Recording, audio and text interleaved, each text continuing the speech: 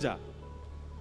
अब परिवार के लोग जैसे वृंदावन में आए तो हरिराम व्यास जी वृंदावन में रहते थे, आनंद करते थे। परिवार वालों से बचने के लिए कुंज निकुंजों में घूमने लगे हरिराम व्यास जी। और तभी आपको घंटे घड़ियाल की आवाज सुनाई दी, राधा वल्लभ लाल जी का महाप्रसाद बट रहा था। हरिराम व्यास जी सबसे आगे खड़े होते थे पंक्ति में, लेकिन आज परिवार वाले घूम रहे हैं वृंदावन में तो इतना विलंब हो गया कि कैसे पहुंचे। अवसर पाकर के हरिराम व्यास जी दौड़े राधा वल्लभ जी के मंदिर की ओर। तब तक प्रसादी बट चुकी थी सब में। हरिराम व्यास जी जब तक पहुंचे सब में बट चुकी थी। अब हरिराम व्यास जी बोले आज तो हमारा नियम टूट गया, हमको प्रसादी मिली नहीं ठाकुर जी की। तभी वहां झाड़ू लगाने वाली कड़ी पकौड़ी आदि सब पा रही थी। हरिराम व्यास जी गए और उसके आगे हाथ पसार के खड़े हो गए। बोले बहन आज मुझे प्रसाद नहीं मिला, आप अपने पात्र में से कुछ प्रसादी मुझको दे दो। अब यहां हरिराम व्यास जी उस मेहतरानी के आगे हाथ पसार के बैठे थे, इतने में ही उनका परिवार वाले सब वहीं आ गए और वो दूर से हरिराम व्यास जी को देख रहे थे।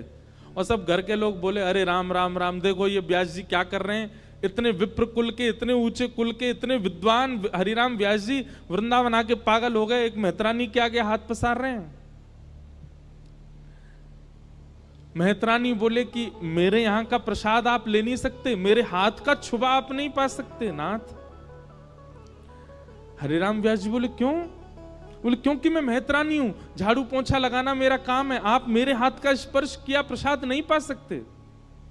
हरिराम व्यास जी बोले अरे प्रसाद मेरे हाथ में आवे चाहे तेरे हाथ में आवे, पर वो प्रसाद हमेशा प्रसाद ही कहलावे। प्रसाद जब भेद ना करे कि मैं विद्वान के हाथ में जा रहा हूं कि मैं मेहतरानी के हाथ में जा रहा हूं, तो फिर मैं और तू इतना भेद क्यों मान रहे हैं? प्रसाद तो प्रसाद है, वो ये ना देखे कि मैं कौन के हाथ में हूं, चल जल्दी कर अब मुंह को दे दे। और इतने में मेहतरानी ने कड़ी पकौड़ी हरिराम व्यास जी को दी और हरिराम व्यास जी तुरंत पा गए।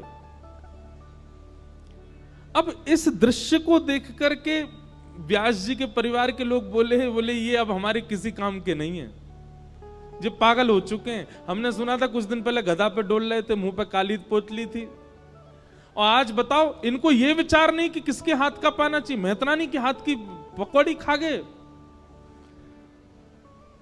परिवार वाले आए तो थे व्यास जी को ले जाने, पर स्थिति देख करके व्यास जी को ही छोड़ के चले गए, बोले अब हमारे किसी काम के नहीं है। तब हरिराम व्यास जी ने ये कुछ पंक्ति गाई, ध्यान से सुनिएगा, वृंदावन से प्रीति करने वाले बहुत ध्यान से सुनना। व्यास मिठाई विप्र की तामे लागे आग, वृंदावन के स्वपच को झूठन खइए माग। वृंदावन के स्वपच को रहिए सेवक होए, तासों भेद न कीजिए पीजे पद रज धोए।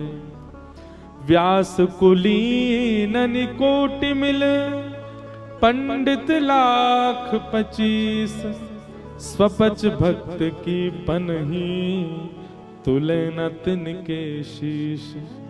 व्यास स्वपच बहुतरि गए, एक नाम लवलीन, चढ़े नाभ अभिमान की बूढ़े बहुत कुलीन। यहां पर श्री व्यास जी ने जात पात की सारी बातों को एक किनारे कर दिया और कहा भैया हरि जात पात पूछे नहीं को, हरि को भजे सो हरि को हो। वृंदावन के तो स्वपच की भी अगर प्रसादी मिल जाए तो उसको पालो, उसके आगे अगर कोई बहुत बड़ा विप्र कहीं और का आपको कुछ दे रहा हो तो उसको भले ही मत स्वीकार करो, वृंदावन का कोई कुछ दे दे उसको स्वीकार कर लो। ऐसा अनन्य प्रेम, ऐसा अखंड प्रेम वृंदावन के प्रति श्री हरिराम व्यास जी का था। तो हमने ये विषय क्यों शुरू किया कि आपको बंधन नहीं छोड़ने पड़ते, आप ठाकुर जी को पकड़ लो, सारे बंधन ठाकुर जी अपने आप छुड़वा देंगे आपसे। ऐसी ऐसी क्रिया करवाएंगे कि कोई आपके संग रहेगा ही नहीं, पर सब छोड़ छाड़ के चले जाएंगे, अकेले ठाकुर जी रहेंगे। फिर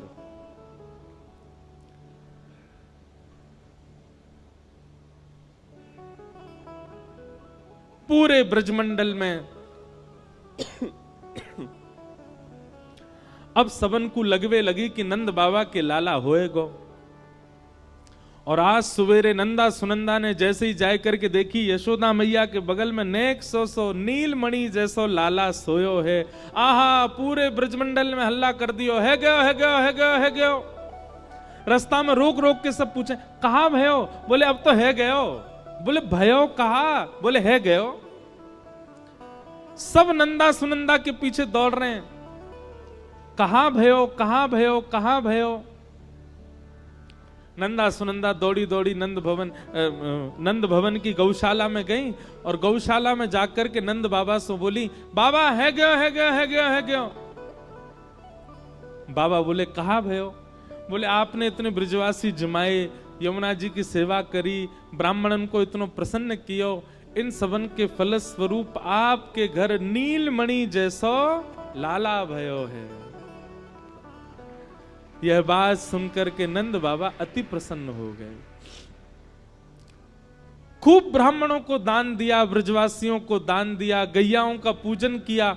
लाला से अभी तक मिले नहीं है नंद बाबा, पहले गए ब्राह्मणों के पास, उनको दान करके आए, ब्रजवासियों को बहु सामग्री लुटा के आए, यमुना जी का पूजन किया, गैया का पूजन किया, तब जाकर के लाला से मिले। सब ब्रजवासियों को जैसे ही पता चला, सब ने जाकर के नंद भवन को घेर लिया। सब गा रहे हैं वर्ण, वर्ण यानी कि इस बालक का नाम मैं कृष्ण रखता हूं। बोलो बाल कृष्ण। बोलो मैया आपको ये लाला कभी शुक्ल वर्ण का हुआ, कभी रक्त वर्ण का हुआ, कभी पीत वर्ण का हुआ, इस बार इसका जो वर्ण है वो कृष्ण है, इसीलिए इदानिम कृष्णताम गतः, आपके इस बालक का नाम मैं कृष्ण रखता हूं। बोलो बाल कृष्ण लाल की। कृष्ण शब्द का अर्थ क्या होता है? एक अर्थ तो कृष्ण का मतलब होता है वर्ण, वर्ण यानी कि कॉम्प्लेक्शन। ठाकुर जी थोड़े सांवले हैं, वैसे ठाकुर जी का रंग आज तक कोई बता ही नहीं पाया कैसा है। ठाकुर जी को कोई नीला बताता है, कोई सांवला बताता है, कोई काला बताता है, पर नहीं, इन सबसे परे हैं ठाकुर जी। कृष्ण वर्ण है। कृष्ण वर्ण की खोज आज तक हो ही नहीं पाई कि वो वर्ण कैसा है। ठाकुर जी अद्भुत है। और कृष्ण शब्द का दूसरा अर्थ होता है जो किसी भी रूप में आपको अपनी ओर कर्षित कर ले, उसका नाम है कृष्ण। आप देख के भी उनके हो सकते हो, सुन के भी उनके हो सकते हो, हर स्थिति में आप उनके बन जाओगे, इसलिए उनका नाम कृष्ण। भगवान का नाम कृष्ण रखा गया। अब ठाकुर जी को नामकरण है गयो कृष्ण। मैया दुनिया भर के नाम बोलती है, लाला कन्हैया, कनुआ, गोपाल, गोविंद, माधव। ठाकुर जी धीरे धीरे थोड़े थोड़े बड़े हो रहे हैं। अब मैया उनसे बुलवाती है, बोले लाला बोल मैया। ठाकुर जी नहीं बोलते। नंद बाबा आके बोलते हैं मैया ना बोलेगो, यूं बोलेगो बाबा। लाला बोल बाबा। ठाकुर जी मुस्कुराते, नहीं बोलते बाबा। दाऊ दादा आके बोलते हैं लाला बोल भैया। ठाकुर जी नहीं बोलते। इतने में ही एक गैया सामने से निकलती है और ठाकुर जी बोलते हैं गैया। और जैसे ही ठाकुर जी बोले गैया, पूरे नंदगांव में, पूरे गोकुल में नगाड़े बजने लगे, बधाई हो बधाई हो। अरे नंद को लाला बोलन लगो। ठाकुर जी ने सबसे पहला शब्द क्या बोला पृथ्वी पर? गैया। सबसे पहले गैया बोले। और जैसे ही गैया बोले, यशोदा मैया बोली लाला लाला गैया, अब बोल मैया। तब ठाकुर जी बोले मैया। नंद बाबा गोद में लेके भागे, बोले लाला बोल भैया, लाला बोल बाबा। ठाकुर जी बोले बाबा। अब तो सब गोपियां, ग्वाल सब आ गए नंद भवन में और सब अपनी अपनी गोद में लेकर के लाला से अपना नाम बुलवा में। अब गोपियों के बड़े विचित्र नाम। एक गोपी को नाम चारुलता। अब वो कह रही है ठाकुर जी से बोल चारुलता। ठाकुर जी रोने लगे, बोले दारी तो समझ ना आ रही, अभी बोलना सीखा हूं मैं, कहां से बोलूं चारुलता। ठाकुर जी की ऐसी मधुर लीला चल रही है। अब मैया ने ठाकुर जी को और भी कुछ सिखाया। सब गोपियों को बुला लिया मैया, वो देखो तुम्हें लाला की एक नई भाव दिखाऊं। सब गोपियां घेर के बैठी हैं, बीच में ठाकुर जी बैठे हैं। मैया बोली लाला तेरी आंख कहां है? तो छोटे से ठाकुर जी ऐसे करते हैं, सब गोपियां ताली बजाते, ओहो लाला को पता है आंख कहां है। एक गोपी बोली लाला नाक कहां है? तो ठाकुर जी अपनी नाक पकड़े, ये रही मेरी नाक। लाला तेरी जीभ कहां है? तो ठाकुर जी अपनी जीभ निकाले, ये मेरी जीभ। एक गोपी बोली लाला तेरे कान कहां है? ठाकुर जी उस गोपी की ओर ऐसे घूर के देखें, बोले मैं सब समझ रहा हूं, मैं जैसे कान पकड़ूंगा सोई कहेगी क्षमा कर दियो लाला, कान मत पकड़े। मैं कान पकड़ूंगा ही ना। गोपी फिर बोली लाला तेरे कान कहां है? सो ठाकुर जी धीमे धीमे उठे, अभी नेक नेक चलना सीखे, और नेक नेक चल के गए और गोपी के कान पकड़ के बोले जे रहे कान। अपने काय को पकड़ूं? तेरे कान पकड़ के दिखाऊंगा जे हैं कान। ऐसे ठाकुर जी की मधुर लीला। धीरे धीरे आकाश में 33 कोटि देवता खड़े होकर के ठाकुर जी की बलैयां लेते हैं, यशोदा मैया के चरणों में प्रणाम करते हैं, ब्रजवासियों को वंदन करते हैं। धन्य हैं आप सब ब्रजवासी, जगत नियंता जगदाधार त्रिलोकी नाथ आपके साथ इतना प्रेम बांट रहे हैं। आहा, ठाकुर जी मधुर लीला करने लगे हैं। अब मैया उंगली पकड़ करके चलना सिखाती है, ठाकुर जी धीमे धीमे चरणों से चलते हैं। और एक बड़ी सुंदर लीला है कि ठाकुर जी अब चलनों तो सीख गए, इतने में मैया दहली पार करवावे लगी लाला को, और दहली पे जाकर के ठाकुर जी को छोड़ दिया। बोले लाला अब मैं यहां पार आ गई, तू आ जा। अब ठाकुर जी दहली पे चढ़ तो गए जैसे तैसे, लेकिन नेक्स्ट से ठाकुर जी से पल्लंग को अपने पाम उतारे नहीं जा रहे।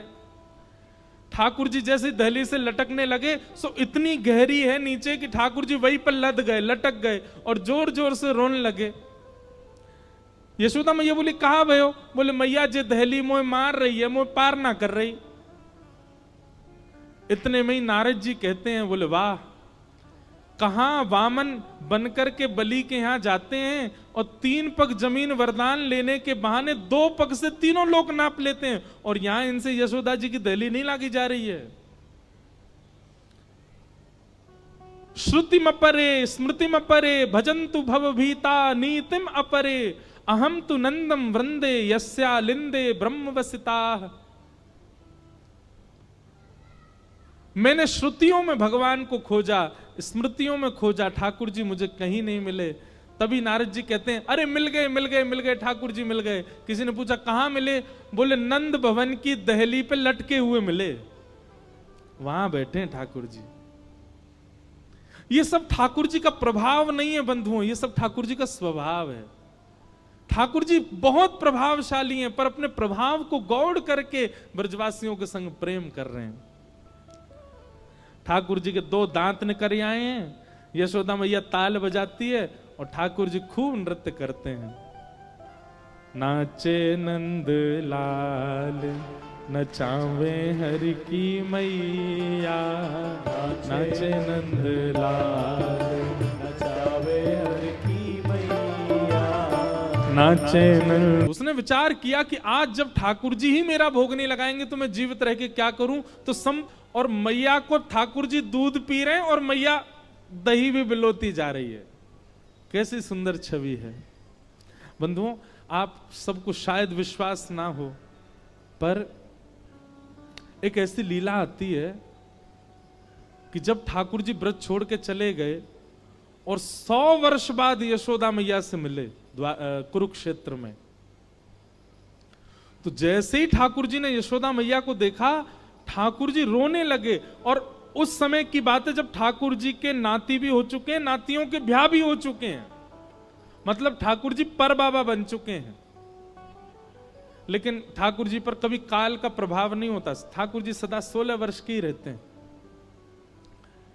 तो यशोदा मैया को 100 साल बाद देख करके ठाकुर जी अपने सिंहासन से कूद पड़े और दौड़ करके गए और यशोदा मैया को जमीन पर बैठा के उनकी गोद में लेट गए और मैया के वक्ष को अपने हाथ से टटोलने लगे और बोले मैया मुझको दूध पिवा, मुझको तेरी बहुत याद आवे। 100 वर्ष बाद ठाकुर जी लगभग 111-12 वर्ष के हैं। यशोदा मैया की आयु कितनी होगी अनुमान लगाओ। उस काल में ठाकुर जी यशोदा मैया की गोद में लेट जाते हैं और कहते हैं मैया दूध पिया, और मैया दूध पिवाती है ठाकुर जी को।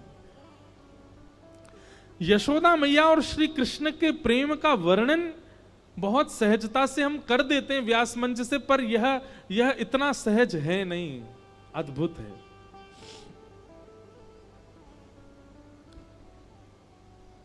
यशोदा मैया का पयोधर पान करने लगे। अब लीला सुनो, यहां ठाकुर जी जैसे मैया का दूध पीने लगे, सामने चूल्हे पर अंगीठी पर गैया का दूध उबट रहा था। वहां दूर अंगीठी पर रखे भय दूध ने मन में विचार कियो कि अब ठाकुर जी मेरा सेवन नहीं करेंगे, यशोदा मैया का दुग्धपान करके अपनी क्षुधा निवृत्त करेंगे और मेरा भोग नहीं लगाएंगे ठाकुर जी। तो उसने विचार किया कि आज जब ठाकुर जी ही मेरा भोग नहीं लगाएंगे तो मैं जीवित रह के क्या करूं। तो संपूर्ण दूध उबल करके उफन करके बाहर आने लगा, स्वयं को जलाने लगा, नष्ट करने लगा। यशोदा मैया यहां दही बिलो रही और मैया ने जैसे ही देखी कि दूध उफन करके बाहर आ रहे हो, सो मैया ने विचार किया अरे ये तो सवरो दूध जर जाएगा। तुरंत मैया ने गोद में बैठे ठाकुर जी को नीचे पटका, दूध संभालने चली गई। ठाकुर जी खड़े हो गए, अब ही मैंने पूछी तो को दूध प्यारो की पूत, तो बोली पूत प्यारो, और बाद दूध के पास भाज गई मैया।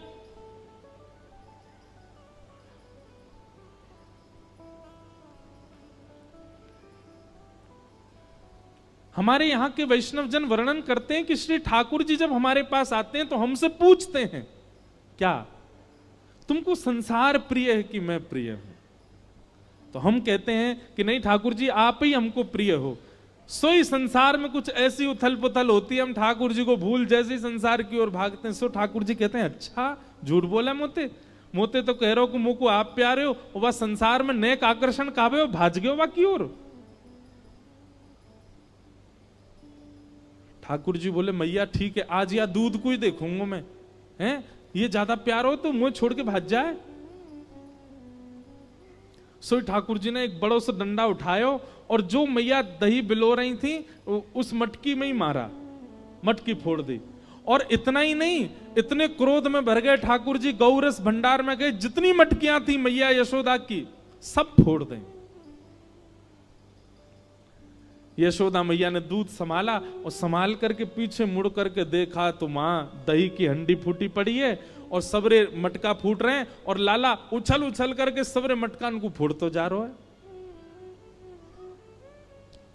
यशोदा मैया बोली लाला बिगड़ गए हो, आज मैंने लाला को यदि दंड नहीं दियो तो बहुत बिगड़ जाएगा। यशोदा मैया ने तुरंत अपनो पल्लू खोस करके और एक छड़ी उठाई, बोले रुक जा दारी के तो बताऊं मैं। और मैया जैसी छड़ी लेकर के भागी हैं पीछे, आगे आगे ठाकुर जी भाग रहे हैं चौकड़ी मार करके। चौकड़ी मार के जानते हैं चौकड़ी मार के मतलब हुए बड़े लोग 4 कदम जितना दौड़ते हैं, बच्चे उतने में 8 कदम दौड़ जाते हैं। तो ऐसे ठाकुर जी द्रुत गति से दौड़ रहे हैं और मतलब ऐसे भाग रहे हैं मानो जैसे पीछे कोई शेर पड़ गए हो।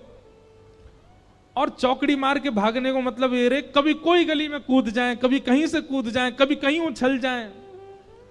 अब यशोदा मैया तो बेचारी 80 बरस की फिर भी पीछे दौड़ रही हैं और ठाकुर जी चौकड़ी मार के यहां थे वहां कूदते कादते भय दौड़ रहे हैं। उस समय आकाश के देवता यशोदा मैया को वंदन करते हैं, बोले मैया जिनके डर के मारे ब्रह्मादि देवता भी भागते हैं वो आपसे डर के भाग रहे हैं आज। यशोदा तेरे भाग्य की कही ना जाए। अरे कहां तक कहें, यशोदा मैया के केश में जो गजरे लगे हैं ना उसके भी पुष्प टूट टूट करके यशोदा मैया के चरणों में गिर रहे हैं। मैया हम तेरे शीश पर रहवे के योग्य नहीं, हम तो तेरे चरणन के अधिकारी हैं। ठाकुर जी दौड़ रहे हैं, थोड़ी दूर पहुंचे होंगे कि यशोदा मैया तो थक गई और बीच रास्ता में बैठ गई, जोर जोर से सांस लेने लगी, अपने पसीना पहुंचने लगी। इतने में ठाकुर जी ने पीछे मुड़ के देखी और पीछे मुड़ करके देखी यशोदा मैया बैठ गई, एक वृक्ष की आड़ में चले गए और वहीं से कह रहे मैया का भयो, तू भाग क्यों ना रही मेरे पीछे। यशोदा मैया बोली लाला मैं थक गई हूं ना, अब बूढ़ा बड़ा शरीर है, तू इतना दौड़ावे मुंह को, अब मैं हार गई हूं। ठाकुर जी बोले मैया, ठाकुर जी को चिंता हो रही है मैया की, मैया तेरी हार कैसे दूर होएगी। यशोदा मैया बोली अच्छा सीधे कितने ठाकुर जी। यशोदा मैया बोली मेरो लाला दौड़ के आवेगो और आके मुंह को अपने अंक में भर लेगो, सोई मेरी हार दूर रह जाएगी। सो ठाकुर जी एक बार तो दौड़े मैया की ओर और दौड़ के फिर रुक गए। मैया बोली कहा भयो लाला आजा। ना है मैया मैं ना आऊंगा। बोले क्यों। वो तेरे हाथ में जो छड़ी है ना, तू या तो मुझको बहुत डर लगे, पहले या कुछ दूर फेंक तब आऊंगा। और कहा पता तेने या तो 2-4 बार मार दियो तो मेरे लग जाएगी मैया, पहले या को फेंक। मैया बोली सांची बता, या को फेंक दूंगी तो आ जाएगा। बोले हाँ। मैया ने जैसी छड़ी फेंकी ठाकुर जी दौड़ करके गए, बिल्कुल विचार नहीं किया कि मैया मुझे पकड़ लेगी। दौड़ करके गए और मैया के अंग से लग गए और जाके मैया के प्रश्वेत संभालने लगे। मैया तू तू तू ठीक है, जा तू हारे मत। यशोदा मैया को पहले तो बहुत सुख मिला, ठाकुर जी अंक में आ गए, पर थोड़ी देर बाद यशोदा मैया ने चेहरे का रंग बदला, कहने का ढंग बदला, तुरंत लाला पकड़ लिए जोर से। अब आयो हाथ में, चल तो बताऊं मैं अभी। ठाकुर जी बोले मैया तू तो यूं कह रही कि मैं तो ना पकड़ूंगी। बोले मैं तो झूठ बोल रही तो थे। अच्छा मैया तू झूठ बोले, मैं तेरा लाला ना हूं, आज के बाद पूरे गोकुल में हल्ला कर दूंगा मैं तो नंद बाबा को लाला हूं, यशोदा को लाला ना हूं। यशोदा झूठ बोले, हाँ बोल दियो जाए करके। अब तो उखलते बांधूंगी और आज ना तो रोटी मिलेगी ना मक्खन मिलेगा, खड़ो रहे पूरे दिन ऊधम मचावे। यहीं पर हमारे टीकाकार वर्णन करते हैं, भैया इस पूरे दृश्य को अभी आपने कथानक रूप से समझा, अब इसको आध्यात्मिक रूप से समझो। ठाकुर जी आगे भाग रहे हैं, यशोदा पीछे भाग रही है। ठाकुर जी कौन है? परमात्मा। यशोदा कौन है? मैं और आप सब जीवात्मा। हम जब ठाकुर जी के पास जाते हैं, ठाकुर जी हमसे दूर ही भागते हैं। जब हम कारण पूछते हैं कि ठाकुर जी आप हमसे दूर क्यों भाग रहे हो, तब ठाकुर जी कहते हैं तुम्हारे हाथ में एक छड़ी है। कैसी छड़ी? बोले अहंकार की छड़ी, काम की छड़ी, क्रोध की छड़ी, लोभ की छड़ी। ये सारी छड़ियां तुम्हारे हाथ में लगी हैं और इन छड़ियों से मुझे बहुत भय लगता है। मैं कभी कभी मन बनाता हूं कि तुम्हारे पास आऊं, पर तुम्हारी वो छड़ी जब मुझे दिख जाती है तो मैं फिर से भाग जाता हूं। तो ठाकुर जी आप हमारे पास कैसे आओगे? बोले किसी गुरुजन के आश्रय में जाकर के इन छड़ियों का त्याग करो। जिस छड़ी की वजह से मैं तुम्हारे समीप नहीं आता, अपने अभिमान, अपने काम, अपने क्रोध, अपने लोभ, अपनी दूषितताओं का त्याग करो। इसके बाद कितना सुंदर कहते हैं, त्याग तुम करो, फिर तुमको नहीं आना, दौड़ के मैं ही तुम्हारे पास आ जाऊंगा, मैं ही आकर के तुम्हारे अंक में भर जाऊंगा। यशोदा जी ने जैसी छड़ी, ठाकुर जी जानते हैं कि मैं पकड़ लेगी, लेकिन फिर भी दौड़ के गए, क्योंकि छड़ी का त्याग कर दिया। छड़ी दोष है। यशोदा मैया के अंक में भर गए। मैया तो पकड़ के ले गई और लाला को जाकर के ऊखल से बांधन लगी। जैसे ही रस्सी ला करके मैया ने ऊखल से लाला के पेट में बांधनी चाहिए, सोई रस्सी छोटी पड़ गई। मैया बोली रस्सी छोटी कैसे पड़ गई? मैया गई और बड़ी रस्सी लेकर के आई। बोले हाँ अब याते बंध जाएगा। मैया ने जैसी ऊखल में लेकर के और जैसे ठाकुर जी को, ये छोटी पड़ गई। क्यों? तो कहते हैं दाम का मतलब होता है रस्सी और उदर का मतलब होता है पेट। ठाकुर जी सारी रस्सी को अपने पेट में भरते जा रहे हैं, इसीलिए उनका नाम पड़ गया दामोदर। भगवान मानो ये संकेत कर रहे हैं मुझे कोई नहीं बांध सकता, मैं किसी के बंधन में नहीं आ सकता, ब्रह्मांड में किसी की ताकत नहीं जो मुझे बांध दे। जितने भी पाश हैं, जितने भी बंधन हैं, सब मेरे उदर के अंदर हैं। मुझे कोई नहीं बांध सकता। यशोदा मैया ने सबरी गौशाला की रस्सी इकट्ठी करके एक ते एक बांध दी। अब तो बंधेगो, लेकिन अब के भी जब बांधा तो रस्सी फिर छोटी पड़ गई। यशोदा मैया एक क्षण आश्चर्यचकित होकर के ठाकुर जी की ओर देखने लगी। इतनी बड़ी रस्सी लेके आई, ये छोटी कैसे पड़ गई? और यशोदा मैया के चित्त में अचानक भाव उत्पन्न होने लगा। गर्गाचार्य जी कह के गए थे नारायण समो गुण, पर कहीं नारायण ही तो नहीं है, क्योंकि परमात्मा ही किसी बंधन में नहीं आ सकता।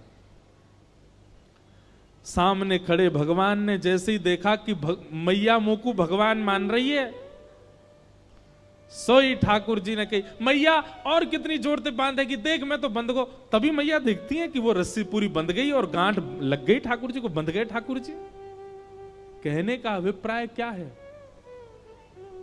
ठाकुर जी को कोई नहीं बांध सकता।